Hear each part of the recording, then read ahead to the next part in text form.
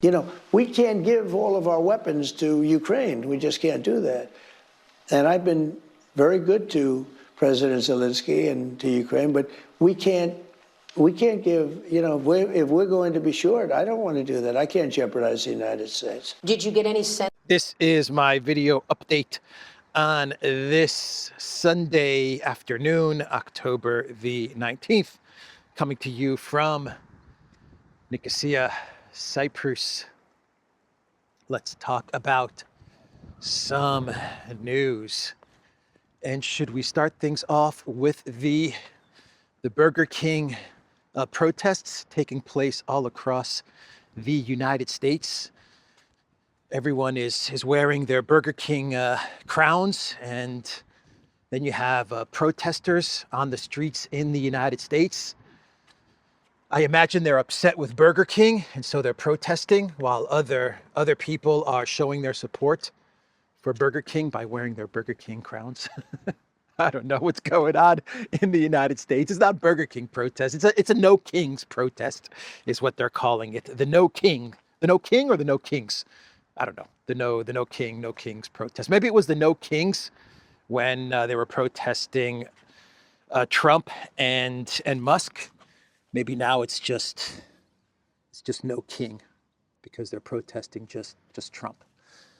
But anyway, the protests across the United States, people are saying that they refuse to be ruled by kings and by oligarchs, right? They refuse to be ruled by the kings and oligarchs. And the United States is a democracy. It will not be ruled by King Trump or King Musk or King whoever, King Teal, King Palantir, I don't know. Anyway, yeah, the No Kings protest.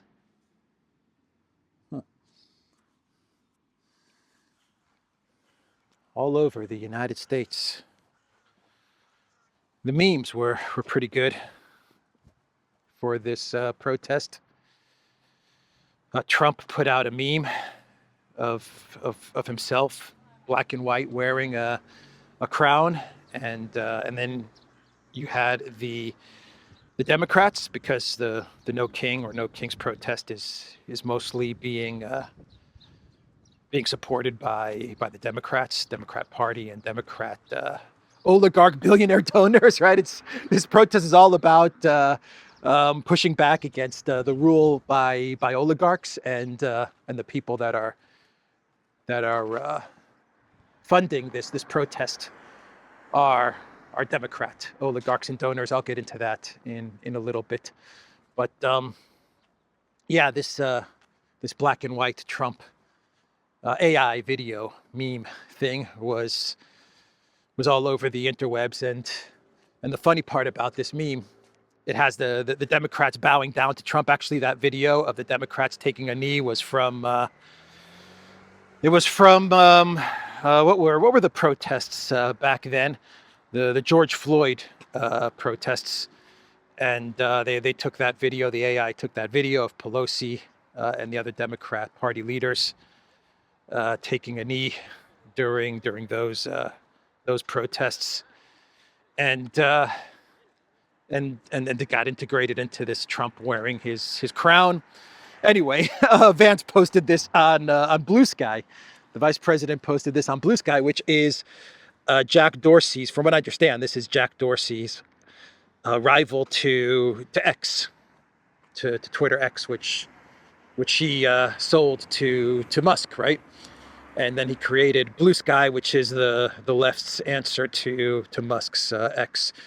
And the vice president of the United States posted this video AI No King meme on Blue Sky. So I imagine a lot of people probably freaked out with that one. But yeah, the other meme that was really funny that I liked was Drake. And it's the classic Drake meme, and it has No Kings on the one panel, And then on the panel underneath, it has a photo of I think that's Schumer and Pelosi. One sec, and it says "Lifetime Senators." That's a funny meme, man. Yeah, that's Schumer and Pelosi. Oh man, yeah. So the No King, the No Kings is plural. The No Kings protest, which took place in the United States. And so Peter Schweitzer and Seamus Brunner, they decided to dig into the protests taking place in the United States and who, if anyone, was behind the funding of these protests, the mobilization of these protests, because putting something like this together across so many cities, so many people, obviously takes a lot of organization and a lot of money. So Zero Hedge, they put out an article with the title "Fueled by Billionaires, No Kings Prepares Color Revolution Style Mobilization Against Trump." And let me pull up the findings of Peter Schweitzer and Seamus Brunner. I think Peter Schweitzer is the person that wrote the book Clinton. It's either Clinton Cash or Clinton Crime Family. I forgot the name of the book, but he's the person that did all of the investigations into the Clinton family and the Clinton Global Initiative and stuff like that. So anyway, the article from Zero Hedge says, drilling down into the dark money network funding No Kings are investigative researchers Peter Schweitzer and Seamus Brunner of the Government Accountability Institute. Their new bombshell report exposes how the protest industrial complex dubbed Riot Inc. is, in their words, fueled by billionaires. I think Peter Schweitzer is the guy that did the Clinton stuff. I could be wrong about that, but anyway. He along with Seamus Brunner, they dug into what's going on behind the scenes of the No Kings protests. And this is from the X account of Seamus Brunner, who says, breaking update. This Saturday, October 18th, No Kings 2.0 goes global. Organizers claim to stand against kings and billionaires. But new at Peter Schweitzer team research into Riot Incorporated shows the unrest is fueled by billionaires. And they have the money traced back to Arabella Network, Soros Network, Ford Network, Tides Network, Rockefeller, Buffett, and they have the amounts. You can see the post on your screen right now, the X post on your screen right now, and then they go through some of the billionaires that they allege are behind all of this. This is what they allege, according to this article and according to their research. George Soros, no surprise there, and everyone's wearing their Burger King hat, by the way, in the photos that they post for their research. Zuckerberg, no surprise there. Some guy, Hans-Jörg Weiss, I don't know who he is, some Swiss mega donor. I don't know who this guy is. Bill Gates, no surprise there. Mark Bainoff, no surprise there, of Salesforce fame. Who else? I think that's it. Some other people. Anyway, that's what they found out as they researched this. If this is true or not, I can't confirm this, but this is from their research. What I will say is that putting together these types of organizations on a U.S. across the United States on that kind of level, or even on a global level, is a pretty big undertaking, pretty expensive and complicated undertaking. So no doubt it needs some sort of financing. So let's turn our attention to the Washington Post, the paper that is owned by another big-time oligarch, Jeff Bezos' Washington Post, right? Bezos has the WaPo, if I remember correctly. And they put out an exclusive on the phone call between Trump and Putin. And the Washington Post has wasted no time trying to sabotage the talks that are going to take place between the United States and Russia in Budapest.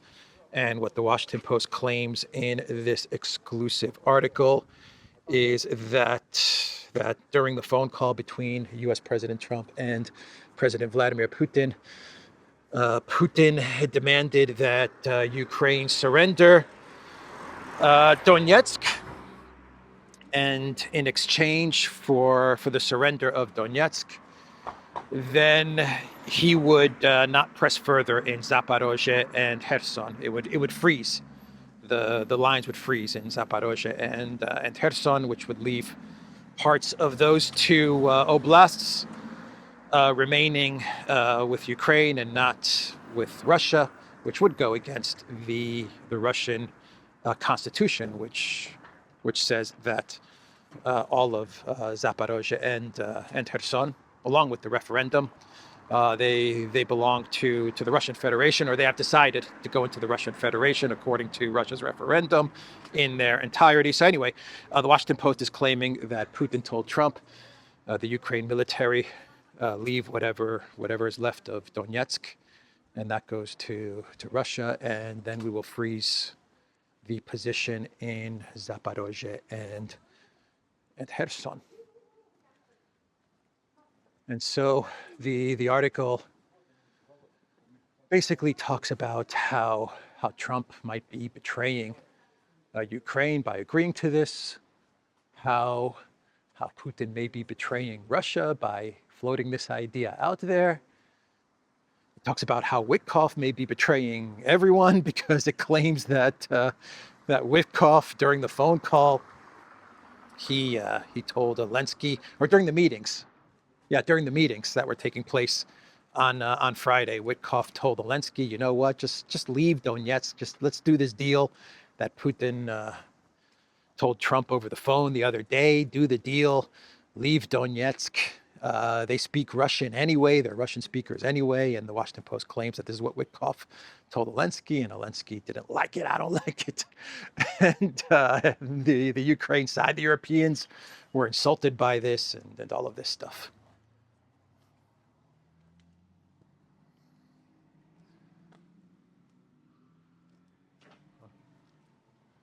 Okay.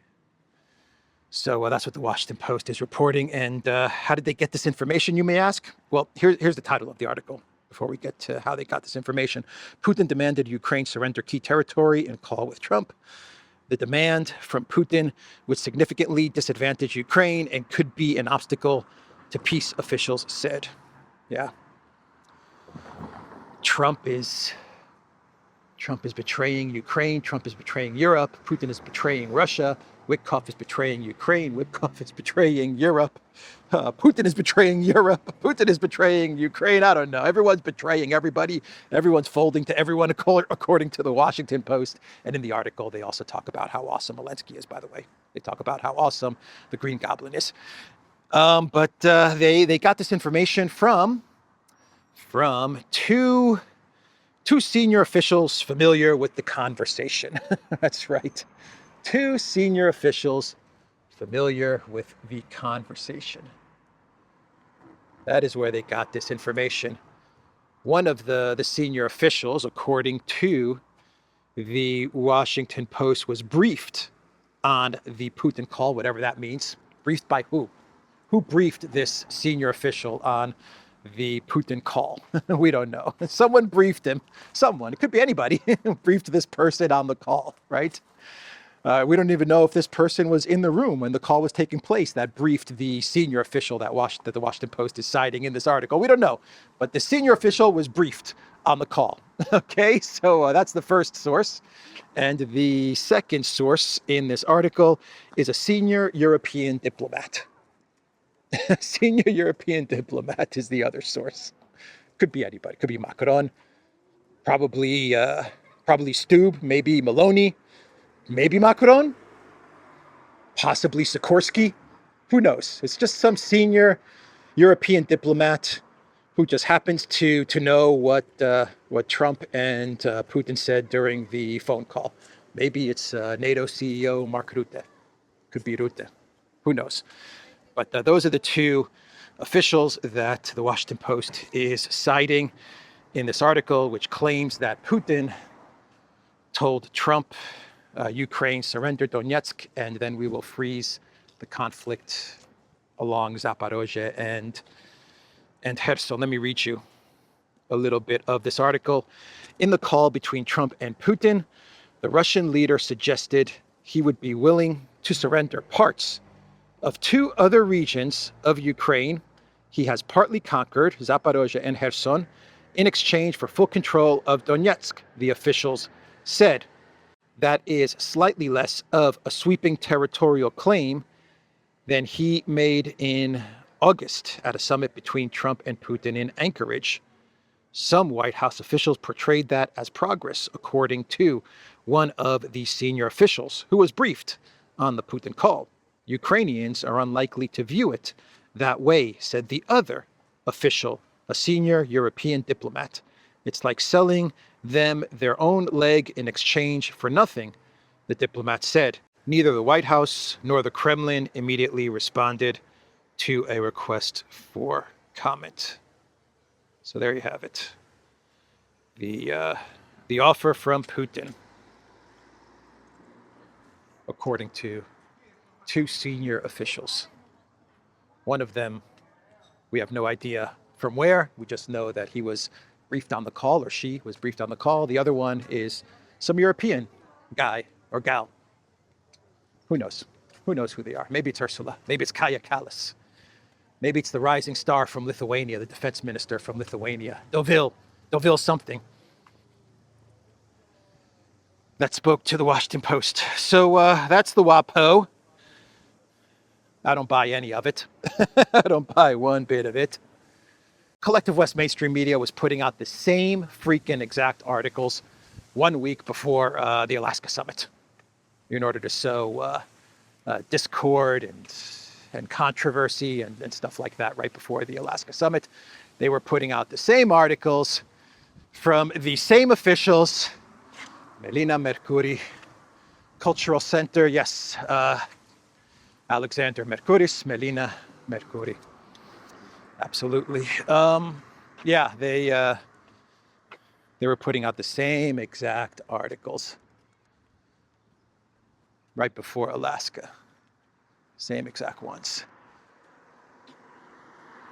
The more things change, the more they stay the same, right? The Collective West media, their tricks are always the same. They adjust them a bit, but generally they run with the same types of tricks when they report on things. So the UK Independent, they interviewed one of the top generals, if not the top general in the UK military, in a podcast. And the UK general, Field Marshal Lord Richards, he said during the interview that Ukraine cannot win. That's what he said. Ukraine cannot win.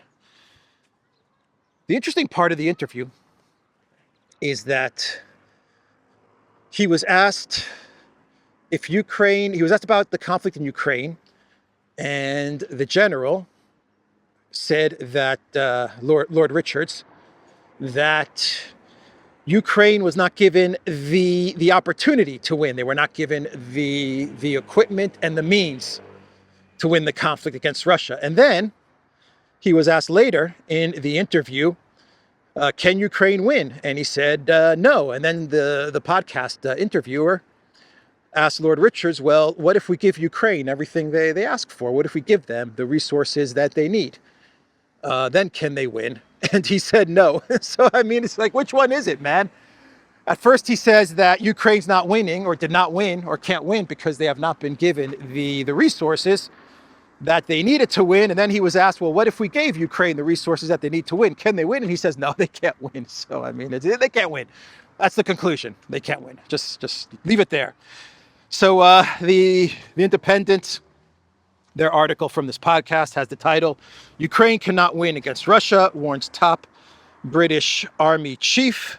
Field Marshal Lord Richards tells the Independent's Sam Kiley that Ukraine has been given false hopes by its Western allies and cannot triumph against Russia unless NATO forces join the fight. Yeah, NATO forces are not going to join the fight. And even if the NATO forces were to join the fight, they would still not win. And that's why NATO forces do not join the fight. NATO forces do not join the fight because they understand that even if they joined the fight, they would lose. That's why they don't join the fight. That's why they will not join the fight. That's why they didn't join the fight from the beginning, because they understand that they understood that they would lose to the Russian military. Let me read you a little bit of what Lord Richards said, if I have it bookmarked, which I do.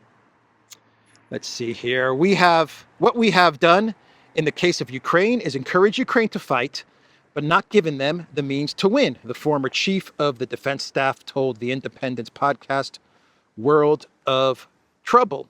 Reflecting on Ukraine's chances of success against Russia, he said, my view is that they would not win. Could not win even with the right resources, he was asked. No, he replied. Pressed further by the Independent, he was asked, even with the right resources? No, they haven't got the manpower, the former commando said. Any way you slice it or dice it, or any way you look at it, Ukraine could not win, cannot win, will not win, and they've been given false hope that they had a chance to win. So the Independent, the UK media, Field Marshal Lord Richards, who from what I understand is a very, very capable military commander.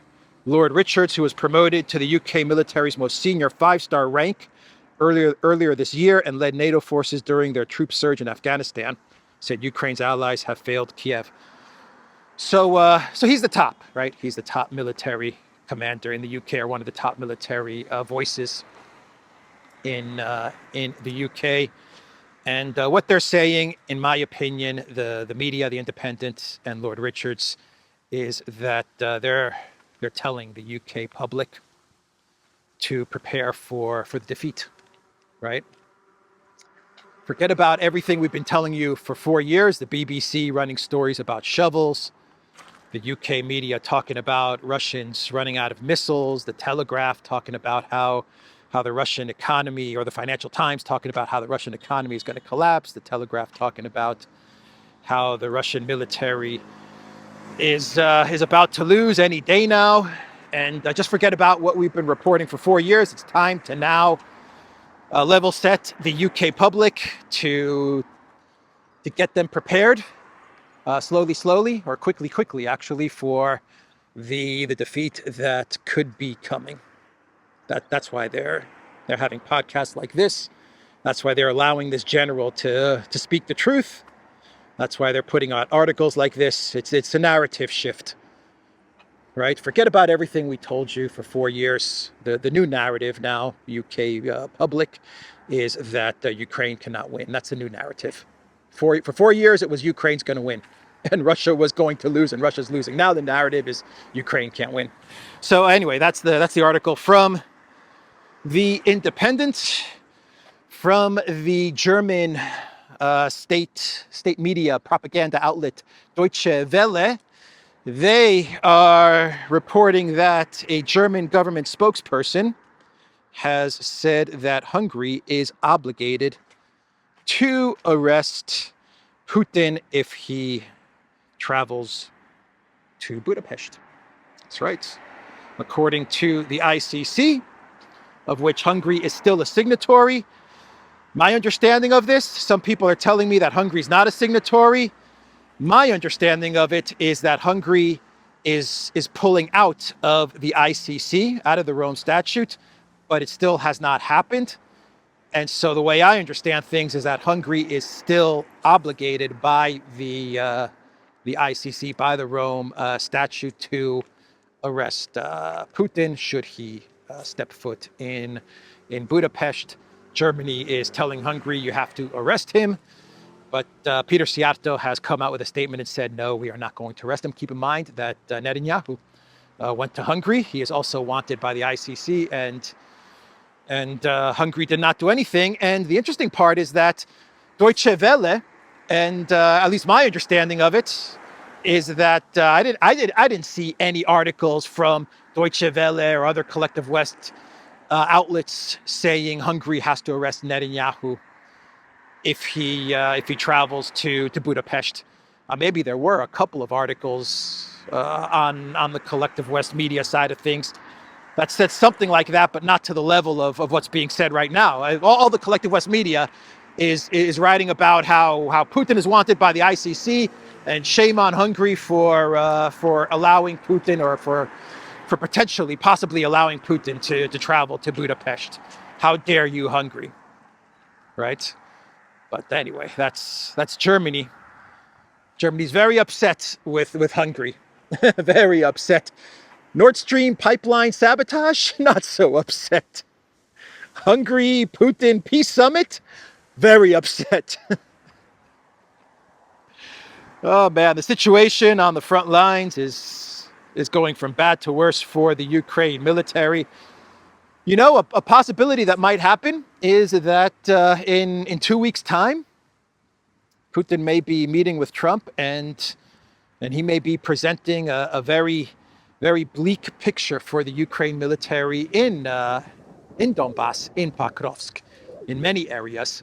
He may be able to pull out a map and present the various cauldrons to the Trump White House, which will probably shock U.S. President Trump and many of Trump's officials, because many cauldrons are being formed, and in 2 weeks, many cauldrons may be closing, and key cities and towns in Donbass may be captured in 2 weeks, including Pokrovsk. We are getting reports from Ukraine mapping channels, which are saying that the Russian military has now captured more than 50% of the city center in Pokrovsk. And basically the only part of Pokrovsk that the Ukraine military controls is the western part of Pokrovsk. And this is coming from the Ukraine side of things. And then you have a similar situation in other areas across the front line, in Kupiansk and Liman, and other areas as well, from AMK mapping, which is very pro-Ukrainian, but they do a good job of monitoring what is going on the front line. They say, since I published this map update, it has become apparent that the situation in Pokrovsk has significantly worsened for Ukraine. Less than 50% of the city is now under solid Ukrainian control, with the Russians now present in most of the city south of the railway line, including the city center. The E50 highway has been cut via Pokrovsk northwestern industrial zone, meaning supply is now even more difficult. We could be approaching the end of the battle for the city and neighboring Mirnograd. Interesting choice of words from AMK mapping, huh? Less than 50% of the city is now under solid Ukrainian control. Instead of saying Russia controls more than 50% of the city, he says less than 50% of the city. So everything is how you frame it, right? Everything is how you frame it. That's how propaganda works. But anyway, a reliable source, in my opinion, on the mapping that is happening in Ukraine, at least from a Ukrainian side of things, AMK mapping. But a bad situation for the Ukraine military. It's going to be very hard to supply the Ukraine soldiers into Pokrovsk. It's getting harder and harder with each passing day. I wonder what the situation is going to be like in 2 weeks. And this is happening as Syrskyi and Zelensky are sending everything they have into Pokrovsk. They're sending their best into Pokrovsk, and they're still losing. So keep that in mind. Julian Rupske from Build, he posted on X, no Tomahawk, no Taurus, no peacekeeping troops, no fuel collapse. Russians 20 kilometers deep in the Dnipropetrovsk region and in the center of Pokrovsk. The positive mood of the last 4 months, which the soldiers at the front and I have felt, is gradually fading away. Notice how he reveals that there is no fuel collapse. This is coming from the Bild reporter. So he reveals that the whole fuel thing was fake news, right? And he also reveals that Russia, contrary to the claims that this is a stalemate and Russia's not advancing at all, and they haven't gained any territory over the past 6 months or whatever. He actually reveals that Russia is 20 kilometers deep in the Dnipropetrovsk region. So interesting admissions from Julian Ropske of Bild. So the Trump administration, switching gears, they annihilated a drug sub. That's right, a drug submarine. According to U.S. President Trump, he posted on Truth Social, "It was my great honor to destroy a very large drug-carrying submarine that was navigating towards the United States on a well-known narco-trafficking transit route. U.S. intelligence confirmed this vessel was loaded up with mostly fentanyl and other illegal narcotics. There were 4 known narco-terrorists on board the vessel. 2 of the terrorists were killed. At least 25,000 Americans would die if I allowed the submarine to come ashore. The 2 surviving terrorists are being returned to their countries of origin, Ecuador and Colombia, for detention and prosecution. No U.S. forces were harmed in the strike. Under my watch, the United States of America will not tolerate narco-terrorists trafficking illegal drugs by the land or by the sea. Thank you for your attention to this matter." Okay, so four narco-terrorists, as Trump describes them, were in this drug submarine, right? And then there's video for this as well that was published. But you have 4 narco-terrorists. Two were killed, but 2 are now being sent to Colombia and Ecuador for prosecution. Why didn't the U.S. military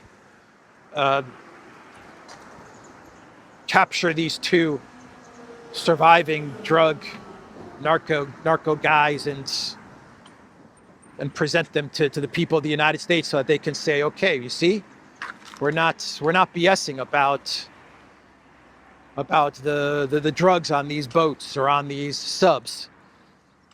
I don't know. It just seems weird. It seems very weird. I've never heard of a drug submarine, by the way. Maybe they exist. I don't know. I'm getting reports actually that fishermen in Trinidad are afraid to take out their boats, man. They're afraid to take out their boats and just fish because the U.S. might annihilate them. It's horrific, man. What a terrible situation. Anyway, we have that bit of news as well. And I think we can do a clown world? Yeah, we can do a clown world. So the Netherlands wants to talk to China over their theft, their seizure of the chip maker Nexperia. You see, the Netherlands, they seized Nexperia. At least they seized the company in the Netherlands. And they switched out the CEO and the directors, and they took over the shares. And they did all of that in 24 hours, right? According to court documents on the orders of the United States. They seized this company and its assets and its board and its shares. But they forgot about the production facility. They forgot about the production of the actual product, which takes place in China. That's right, it takes place in China. And so what did the Chinese do? They said, okay, you will seize our company in the Netherlands. No problem. We'll just put a ban on products that Nexperia exports to the Netherlands and to Europe. No chips for you, is what China said.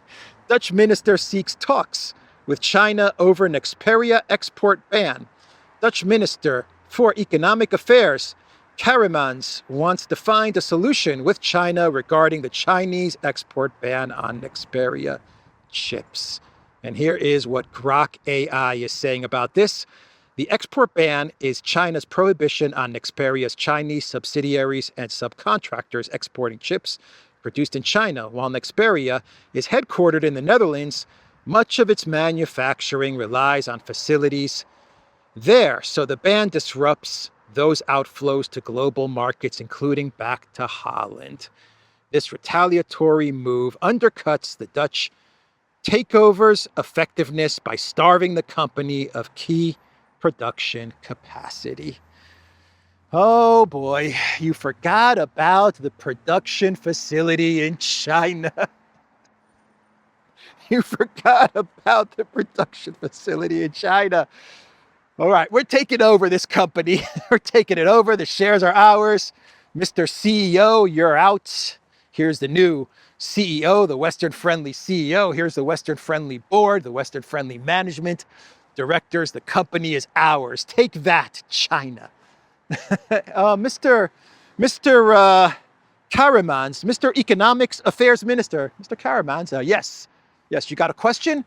Yeah, what about the place where they actually make the chips? Good question. I didn't think about that. I think we're gonna have a problem.